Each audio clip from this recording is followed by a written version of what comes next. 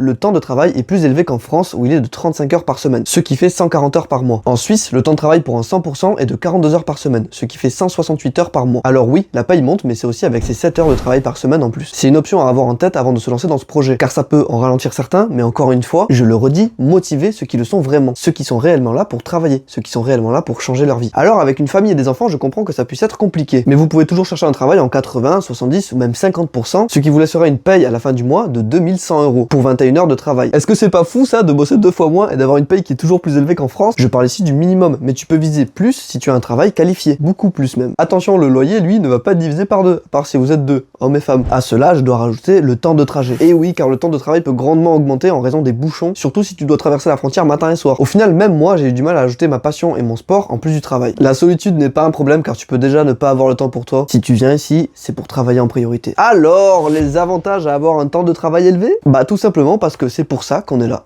Le travail. Ça ne doit donc pas être un problème, sinon bah tu peux rester en France. Et pour les bouchons, il existe des alternatives comme les transports en commun, la moto uniquement en été parce qu'il fait bien froid ici, pluie et neige en hiver, ou le bateau. Oui, si tu vis à Évian-les-Bains par exemple, tu peux prendre le bateau matin et soir pour traverser la frontière et aller travailler à Lausanne. Ou si tu n'as pas tout ça dans la région où tu veux aller, tu peux faire du covoiturage ou te rapprocher au maximum du bord de la frontière pour raccourcir ou éliminer totalement les bouchons. Comme à Jougne par exemple qui t'évite une grosse partie des bouchons ou même encore plus proche. Attention, plus tu seras proche, plus les loyers seront élevés. À toi de trouver ce qui te correspond.